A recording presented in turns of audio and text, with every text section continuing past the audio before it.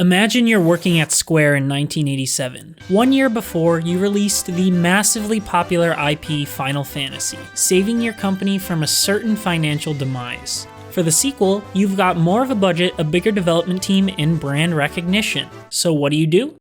You totally f*** it up. Okay, not totally, but something seriously went wrong here. You ever play one of those sequels that tries way too hard to stray from the original, to change or add so many features that the game's identity is almost unrecognizable? The sequel as a whole might not be bad, but it's far from perfect, and in some ways, certainly worse than what came before. This is the case with Final Fantasy II, a confused sequel with some really questionable design decisions, though paired with some that were a great step forward for the franchise. I've finally played it for the first time via the PlayStation 1 remaster, and I have thoughts. But before I get into it, I recommend you watch my video on the first game as I reference it quite a bit during this one. It's not essential, but it may help fill in some knowledge gaps. The link is in the description below or a card above. So, let's critique what might be the least popular mainline Final Fantasy in existence.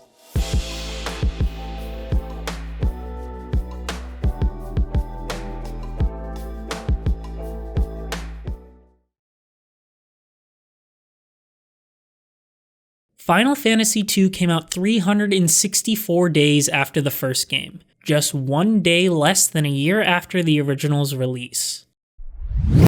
Trying to hit a holiday deadline, the team unfortunately had to rush the game with some of the programmers relocating to America mid-development. Not only did this cost Square time, but it cost them money that could have went toward expanding and refining the game.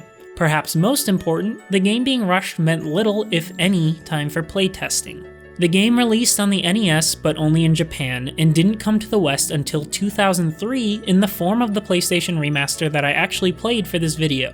In fact, Final Fantasy I, II, and III were all released in Japan before the first game came to the West, but that's a story for another time.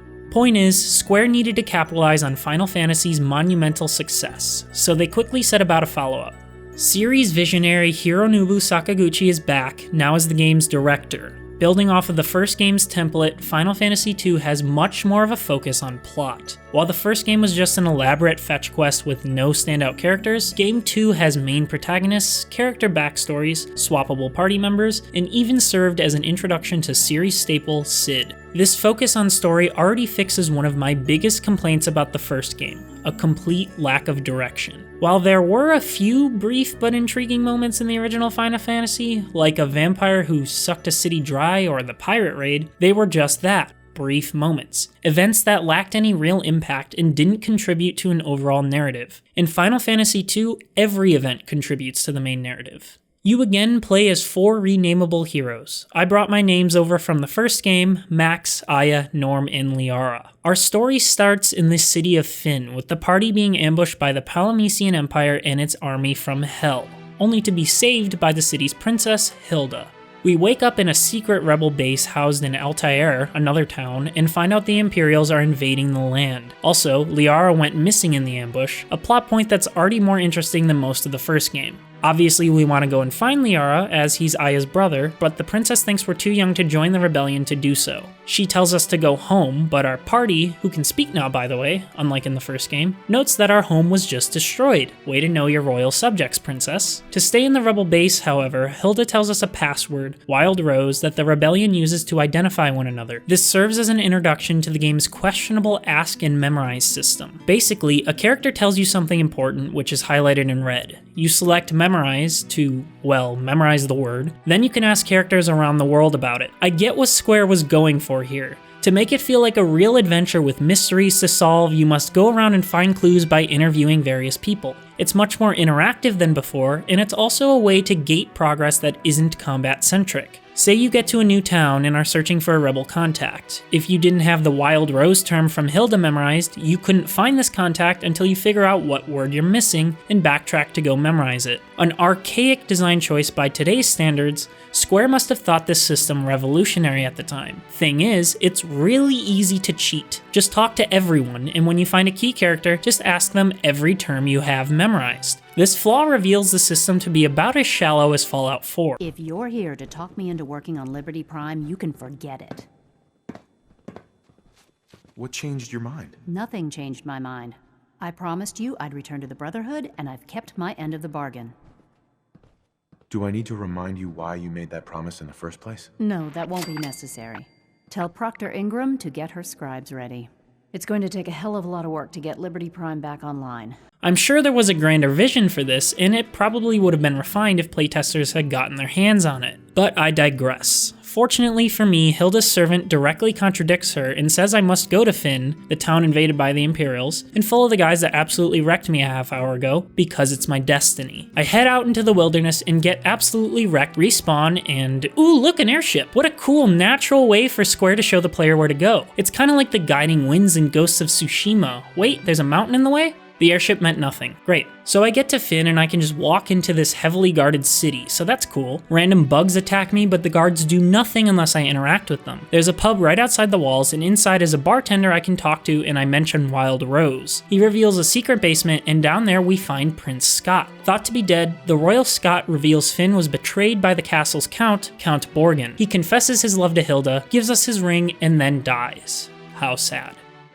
Great for us though. We bring the ring to Hilda, who then pronounces us part of the rebellion. They want to upgrade their weapons, so our first mission is to find Mithril, and we head to the town of Salaman to do so. But we have to memorize the word first. As we're a party of 3, Hilda sends her top assistant, Mindu, to come with us. I'll get more into it later, but this is one of many experimental decisions that led to Final Fantasy II being so controversial. Spoiler alert, I don't really like it. Mindu is powerful. He's way stronger than any of my party at the time. The guy has powerful defensive spells up the ass, no offensive ones though, as that would make him too powerful. I'm excited to have him on my team. My party arrives in the nearby town of Poft, and we run into Sid in his airship. He can fly me to Salamand. Great. There's a dude named Joseph, and he knows about Mithril, but wants me to save the enslaved townspeople first, which includes his daughter. The Empire is forcing them to mine, so I go into the mines, the game's first real dungeon, and clear it without too much trouble. Back to Altair with the Mithril, we get some new weapons and learn the Empire is building a dreadnought in the city of Bafsk. Sid takes me there, and once again the city is full of Empire soldiers that just let me walk right by them. It's hilarious. We find a spy dressed undercover as the Empire and get into the sewers to enter the dreadnought. There we meet a new character called the Dark Knight and see Count Borgin as well. The man has such a creepy laugh.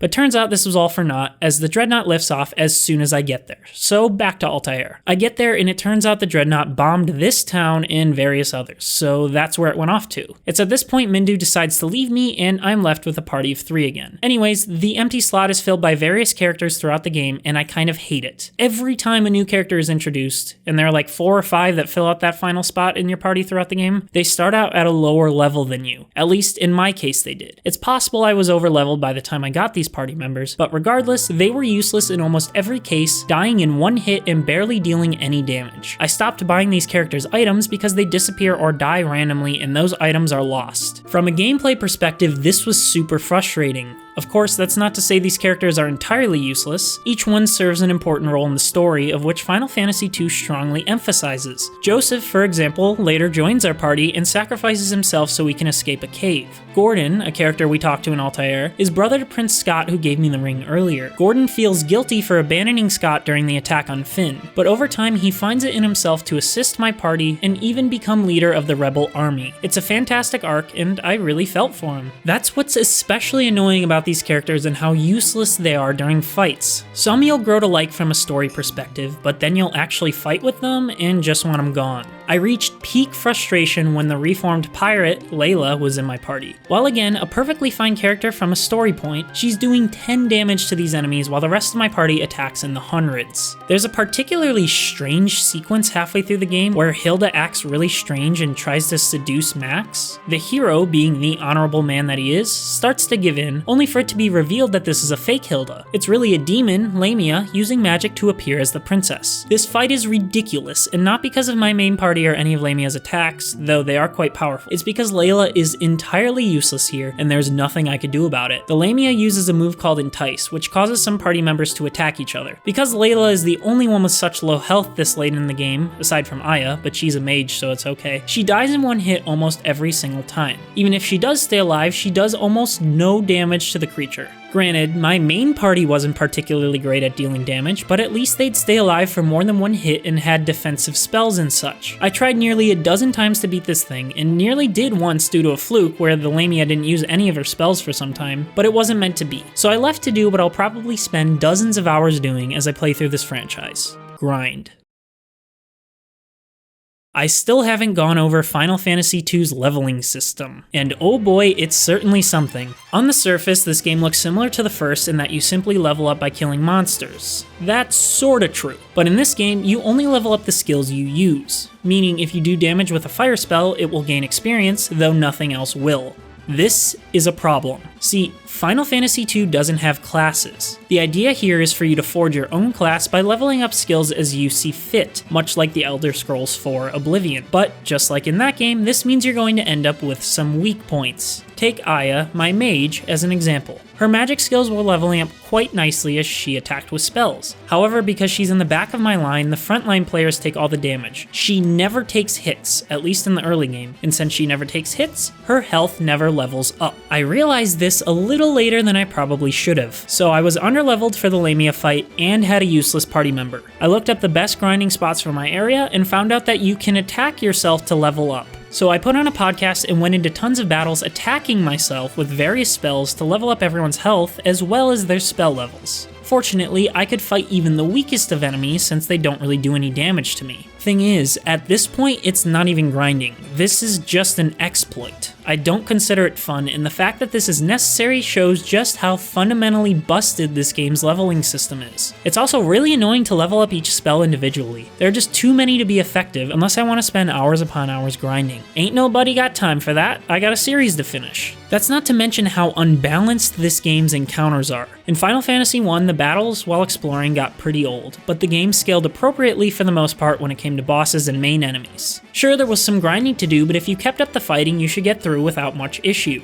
Battles in Final Fantasy II are random as all hell. One fight might be a couple of easy enemies, but the next could be a ton of guys that one-shot your entire party. I'm constantly quick saving so I can reload if I suddenly get wrecked by a random pop-up. This is especially strange because most of the bosses are a fair fight and I really enjoyed them, which I'll get more into later. But why are the basic enemies stronger than the bosses? Probably because the bosses were carefully tuned to be a decent challenge for the player, sort of like how the base enemies would be if the game wasn't rushed. Also, I'm pretty sure quick save is only available in the version I'm playing and not the original. I can't even imagine what playing that was like without quick saving. If I get into a battle, I could just reload my save from a few seconds ago and try my luck with a different one. So I'm grinding by attacking myself and saving every few steps to avoid insta-death. It's not a great look. The final dungeon in the first game was super long and really tough, but fair and balanced. A true challenge to test your party. Where is that balance in its sequel? Anyway, back to the Lamia fight. Even with my now boosted stats, I still had a tough time but ended up beating her no thanks to Layla. You know, for a game that wants you to create your own classes, forcing a pre-made character into the party doesn't support that design philosophy. That fourth slot could have been a dedicated healer or another ranged character who sits on the back lines. Again, the swapping characters are fine for story reasons, but the effect it has on gameplay isn't worth it. One could argue character swapping forces the player to be more creative and resourceful. This is true.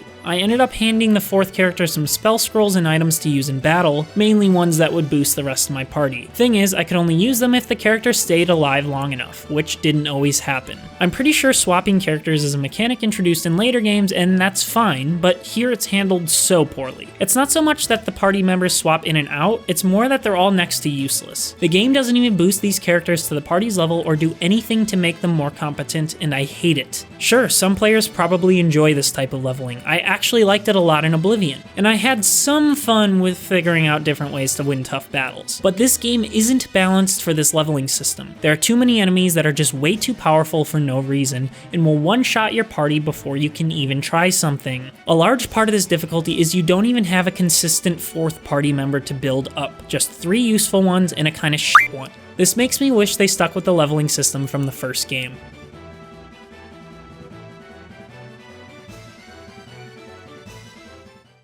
I've been playing games for most of my life, but I haven't played many JRPGs. Because of this, I'm doing my best to meet Final Fantasy II halfway, especially considering the game is from the late 80s, but it refuses to do the same. Take the inventory for example. Not only are there the balance problems, but you can no longer stack items. Before, I could stack 99 potions, high potions, whatever I wanted. In the sequel, they limit your inventory, and it's not like this was a balance thing. 99 potions in the first game wasn't enough sometimes. Even worse, key items take up space in your bag and you can't get rid of them. So not only do they limit your inventory, but they force you to hold useless items to take up slots. Square also got rid of unlimited use items, which would have made my fourth party member a lot more useful. Instead, spell scrolls and other items only last a few uses before vanishing, except for a couple of key items. It's a bit of a shame, but this probably prevents some more overpowered builds, which is fair. Also, because every item is its own thing, I can't heal a character with stacked potions anymore. I have to use a potion, then go back to the menu and select another potion and keep doing that? What the hell is that? There are also these annoying trap rooms in all the dungeons. I'd be exploring, looking for treasures like a good little RPG player, enter an empty room, and suddenly a tough enemy blocks the way out. At first, these fights were thrilling. I got caught exploring and need to fight my way to survival. However, these were severely overused. It got to the point I would stop exploring if I could help it because so many rooms were trap rooms. Pair this with the balance issues and I'd be restarting a lot more than I'd like. What's especially strange is this game addressed most, if not all, of the complaints I had from the first game, like actually having a story this time. But then it screwed up random things I didn't have a problem with. Again, the game was certainly rushed and would have had some major improvements with enough playtesting. But that's not to say Final Fantasy II does everything wrong. Some quality of life features go a long way in making things more bearable. There are actually some magic restoration items this time, though they're pretty expensive. The airship is available almost right away, so exploring the world is less tedious and the map is easier to learn. The sequel is quite colorful too. Areas have a lot more character to them, with each dungeon having its own theme and designs instead of just being a bunch of reskins. Characters can hold weapons in each hand now, a welcome change that makes physical fighters a lot stronger than before, and much earlier at that. Each character has a preferred hand and weapon specialization. For example, as long as I equipped Max with 2 swords, he could get 10 hits in a turn, absolutely wrecking all but the most powerful of enemies. Chocobos were introduced in this game, and they're super useful for running around the world map without encounters. And, as mentioned earlier, you can place ranged characters in a back row during combat here. This is great for defensive purposes, as Aya can just sit back there and cast her spells without dying, or use her awesome new bow for massive damage. But as I said earlier, this also means her health will never level up without specifically letting her get hit, so that sucks. Oh, and I can save from the overworld without using an item, so that's fantastic as well. And this game doesn't crash like the first one did so many times. There are also some neat gimmicks to figure out, like using this river to get between Finn and my ship without fighting any enemies. It's weird though, if all of these positive changes were introduced and most of the first game was left untouched, this would have been an awesome, if a little derivative, Final Fantasy experience. But I can't really blame Square for wanting to innovate. They could have just shat out a rehash of the first game, and I applaud them for at least trying something new. I knew this was a controversial game going into this, but I was actually enjoying the title early on. It wasn't until the game opened up that I started dreading it. I have heard Final Fantasy III is a masterpiece though, so I'm excited to try that one out.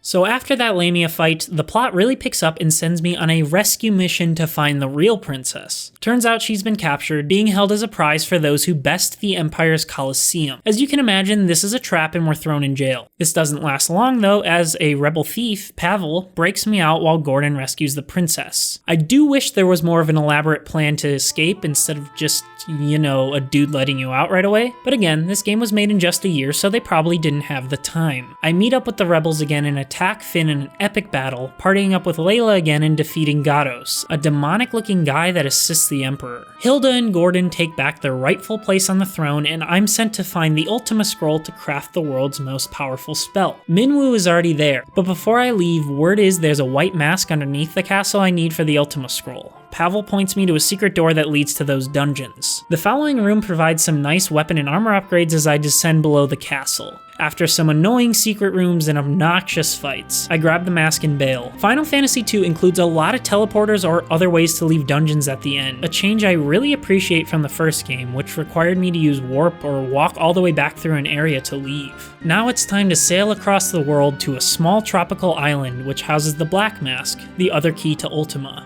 This is a beautifully rendered dungeon overrun by moss, tree roots, rocks, and more. This is one of my favorite areas I've seen in either game so far, even if the enemies are a bitch to fight. With the black mask acquired, I head to the town of Mysidia to return them. Only, the white mask fits, but I can't place the black mask anywhere. After panicking for about 20 minutes thinking my game was bugged, a citizen informs me I need to be at the Mysidian cave up north instead. Noted. In the first floor of the Mysidian cave, I see another me? It's a doppelganger that can't move due to my good heart. The black mask removes the doppelganger and I move on. Strange, but okay. Another neatly rendered area, this cave contains piles upon piles of grass set on top of sand and rocks, with lower floors featuring random pools of water and flooding. I noted that the first game was pretty bland when it came to color, but Game 2 has really stepped it up and I appreciate it. This cave contains a crystal rod, the final piece needed to enter Mysidian Tower. But in a genuinely shocking moment, on the way there, my ship is sucked into a giant whirlpool. I wake up in what my pause screen calls the intestines, so it's safe to say I've been eaten. After fighting through a few floors, I find an entire society of people who have been trapped for years, some even decades. They have tables and cabinets and stuff. It's kinda hilarious. They claim we're trapped in a leviathan with no escape. This dude Gareth is blocking my path and needs me to validate my identity while stuck in a giant monster. This is a strange thing to demand at this time. I'm browsing through my items thinking what the hell would validate me. Through process of elimination, I discovered the crystal rod proves my identity. Turns out Gareth is looking for Ultima as well. Makes sense considering this monster is guarding the Mysidian Tower where it's stored. He joins the party and you know what? I actually really like this guy. He's got lots of health, he hits hard, and comes with decent weapons already. This is the best companion since Minwu. Gareth claims we can escape through the mouth, but a monster blocks the way. Interesting that there was always this way out, but nobody could have fought it. Like, if these people are heading to the tower, I'd assume there's some type of adventurer. They all couldn't band up and fight this thing? They've been trapped for decades. Whatever. We head to the mouth and fight a ton of monsters I assume the Leviathan has also eaten over the years. There are a couple of more powerful weapons to find, like the Terra Sword, and we get to the monster guarding our ship, a barrel worm. We take him out in a few turns, and Gareth gets one hit KO'd. Never mind, I guess he sucks too. I waste Max's mana to revive the guy, escape, and head to the tower. Hopefully all those people can escape too. Gareth attempts to fight with me through the tower, but he's pretty useless. Fortunately, my party is pretty boosted by this point. Wonder how that happened. Some floors are full of lava, similar to the caves of Narsh from the first game. Walking over it obviously hurts. At the top is a mage which morphs into a fire giant. This is another fairly easy battle with Max hitting hard, Aya using ice spells and healing, and Norm getting his hits in as well. Gareth, he gets one hit KO'd again. I gave Max a revive spell and boosted his heals in case Aya dies, as most late game enemies have area of effect attacks that destroy her even if she's in the back. By the way, I know I'm not going super in depth on the battles, but that's because they're not too different from the first game. Any differences in the battle system are what I'm highlighting in this video. Anyway, there's another two floors with one that causes ice damage, an ice Gigas giant. Gareth actually survives with Max about to die. There's a thunder Gigas to fight which actually kills me a couple of times, and damn, this is a tall tower. My party is running out of heals and MP, so here's hoping it ends soon. I finally get to the 10th floor and find Minwu. "You've come at last," he says, as if I was just sitting on my ass the past few days. You know, if he was already up here, he could have helped me get up. He makes up for it though by sacrificing himself to open the door for the Ultima scroll. This room also contains boosts for my strength, intelligence, and other stats, which is a nice surprise. Nothing like this existed in the first game, but I expect these bonus stat rooms to continue throughout the series. I head back to the castle and everyone is yelling about a cyclone. Turns out the Emperor used it to attack various towns around the world, including the rebel base. Layla was worried for me when my ship sunk, but Hilda didn't even mention it. She doesn't ask about Minwu or anything. She just goes on about the cyclone. I'm just a tool to her, aren't I? Also, no one presents any ideas on how to stop this cyclone. They just say that it's happening. I go ask my man Pavel what to do since he's the only competent rebel, but he doesn't know what to do either, though he does give me tons of weapons and armor. Much more helpful than anyone else so far. I sell my old stuff and fill up on potions and revives, even though my inventory is full of useless shit taking up valuable space. Turns out I can't just walk into the cyclone. Who knew? After about 20 minutes of searching for where to go, I just spoke with Hilda and showed her a ton of items. Turns out I need to shine a pendant at this mirror up top the castle. This hatches a drake egg I saved earlier in the game. It flies to Finn because Gareth is a dragoon? basically a dragon rider, the new partners fly us to the Emperor's floating tower within the cyclone. I fight through a few floors, take down a lot of wood golems with my fire spells. Gareth is still a bitch, and it's time to fight the Emperor himself. Well, first his weak-ass royal guard. Okay, now it's time to fight him. Oh, another royal guard. Okay, no problem. Now we fight him. Mr. Badass over here has 2 more royal guard soldiers and a wood golem defending him. But guess what? I can now summon that Drake during a fight. Well, sort of. It just makes Gareth do Blaze 7, but hey, that's a pretty decent spell. I wipe the Emperor in one go, probably because I'm so boosted from grinding beforehand. See what an unbalanced game does, Square? Now that I had to exploit your game, I'm probably too overpowered for even the late game bosses. For shame. Woo, the war is over and we celebrate at the castle. Everyone's dancing in a neat little scene with Layla just kinda sitting in the corner for some reason. But the celebrations don't last long. Remember Liara, the 4th character from the beginning? Yeah, he was captured and turned to the Empire's side. This is hinted at during the Dreadnought scene. Oh yeah, I blow up that Dreadnought. Anyway, in that scene, a Dark Knight is there and Aya recognizes his voice, claiming it's Liara. A rebel soldier delivers news during our celebration, claiming that Liara has taken the Emperor's spot. Also, they just know it's Liara? I guess this was known news? Why did nobody tell us? Aya has been wondering for like half of this game. Liara is apparently thirsty for power and claims the Emperor's spot for himself. Seriously, why did nobody tell us this? Aya wants to talk some sense into the lad, but he's in the Empire's capital, Palamecia. Rumor is that Pavel knows a way to get there, even though we have a Drake and its owner who flew us into the cyclone and could most definitely fly us to Palamecia. But I guess we're not doing that. Pavel is kinda useless, but turns out Sid is at his house. The cyclone really got to him and he's ready to pass on, but his dying wish is for us to have his airship, at least until he gets better. I have a feeling that ain't happening, bud. I joke, but this is actually a pretty somber moment. The party is understandably sad, pays their respects, and off we go. Now we have 2 things that fly us around. Yay! I head to the airship in Poft, and the city is so destroyed I can't even enter it. There's also a set of Empire guards waiting to attack, but by this point I'm basically steamrolling every encounter thanks to the grinding from earlier, so I wipe them out quickly. I grab the airship, and after some trial and error, learn that I must land it right behind the castle, off to destroy Liara. I end up on the 7th floor. There's a trapdoor to floor 1.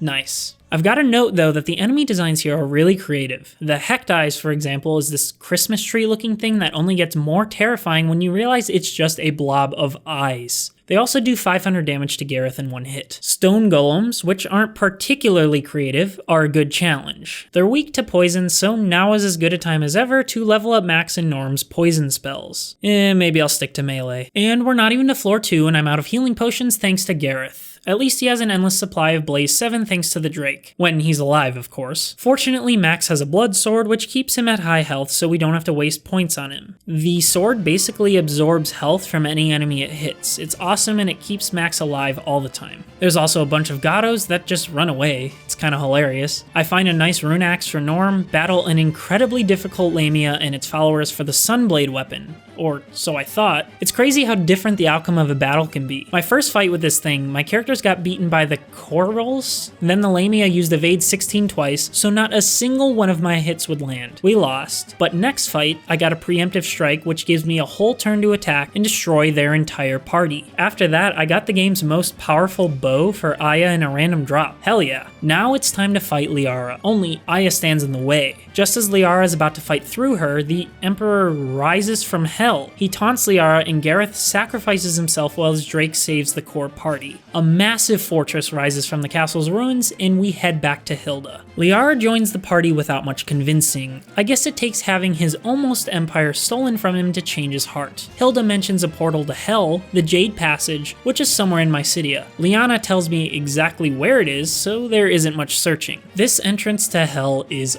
awesome. It really sets up the drama for what I'm about to do. Also, holy shit, Liara fights similar to us. He does a ton of damage and has decent defense. What is that? That's amazing. So far, the Jade Passage is full of dragons that do a ton of damage in 2 turns, but I'm not having too much trouble with them. They also drop thousands and thousands of gil every time, which is great. This 3rd floor is neat, having me run through damaging waterfalls in the light. Also, Liara is starting to die a little more, which is sad. He gets one hit by attacks that my team can take, so I'm starting to guess this will become standard. A secret merchant behind this last waterfall sells unveils some powerful spell scrolls, though a few of my characters already have these, so they become kinda useless. You know, I wish you could use a spellbook to level up a spell if a character already has it. That would have been nice and also just given us more control over our character level ups. There's a sign to hell. Great. Also, I'm completely out of heals. I get to the end of this dungeon and there's the portal to hell. I read online that there's no way back to heal or do anything once you go through this portal. Ideally, I'd have warped out from here and got more heals, but I don't have any magic either. So all of that dungeon was a waste. Looks like it's time to grind. After a couple hours grinding, I enter the dungeon much better prepared. I sold a lot of items with effects that I probably won't use and replace them with potions. My plan is to use Max's magic for heals. He doesn't use nearly as many spells as Norm and Aya. Plus he has the blood sword for healing himself, so he should be good. I head back into the dungeon and grind some more, planning to warp back out at the end for another run. But with the help of quick saves and better party management, I actually make it through without much struggle. The max healing plan is working quite well. After some debate, I decide to take on hell without leaving. I enter the warp gate and end up in Pandemonium? It's spelt quite strange. Right away, the background theme is fantastic. It's made up of dramatic violins, dark pounding drum beats, and what might be a synth? Either way, I'm feeling pumped. The area is made up of bright purple walls and sleek blue flooring. Battles take place on a beautifully reflective purple flooring with haunting rooms in the background, making this place feel endless. Surprisingly, most of the battles are pretty easy. They're against weaker versions of the Lamia Queen or these mantises that die in one hit from almost every character. This isn't super relevant, but I had an interesting moment where I did 999 damage to a mantis and then he lowered Max's health to 666. Considering I'm apparently in hell, just thought that was a neat little thing. So I'm rushing through floors, finding hidden walls, grabbing the powerful Masamune sword for Max, and making my way through this tower's 10 stories. Oh yeah, remember how it said I'm entering hell? Well, I found out online this is actually the fortress that replaced Palamecia Castle, so I guess it's both? It's hell that exists in a fortress that has me climbing upward? After about 45 minutes of exploring, I hit the 10th floor. The Emperor is here and he's much larger than before. Also, not really a human. Instead, he's a massive demon-looking thing.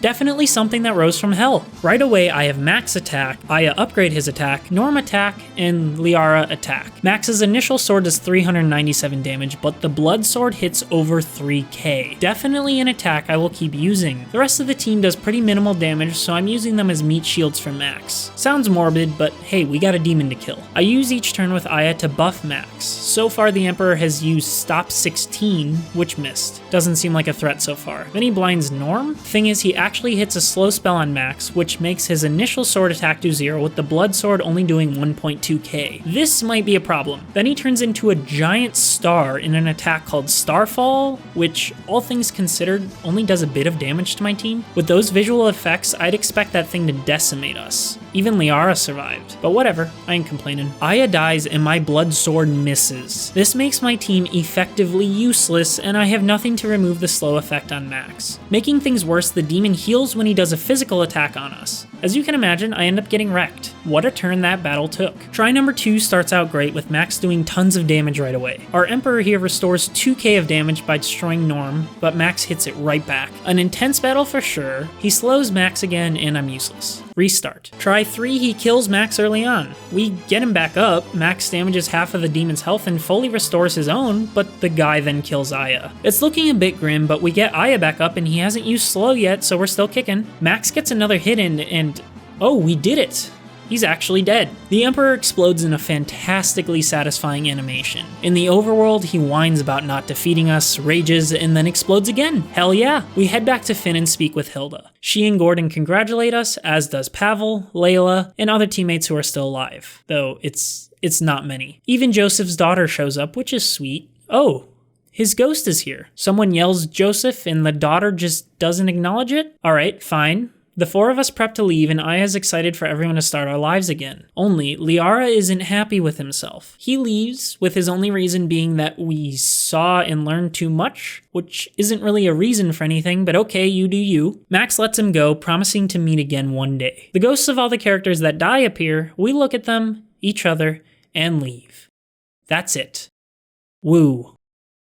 Damn, that was a bad experience. I totally get why this is most people's least favorite Final Fantasy. It's important to note that all of my positive feelings towards the game are improvements that they made on the first one, such as adding a story and character dialogue, but anything else, like the balance issues, leveling system, and character swapping, were just bad. If this was someone's first RPG, as in they've never touched the first one, they would probably have even worse of an opinion on it than me. As I distance myself from the first game, I remember it more and more fondly. I'm sure it will be the opposite with this title. But it's over now, I'm happy I finished it, and I plan to never play this again. Thank you all for watching, hope you enjoyed. Let me know what you think of the game in the comments below. Tell me how I played it wrong or should have done something different. I'm curious to know. Don't forget to like the video and subscribe if you want to see me play through the rest of the series. I'll see you all next time.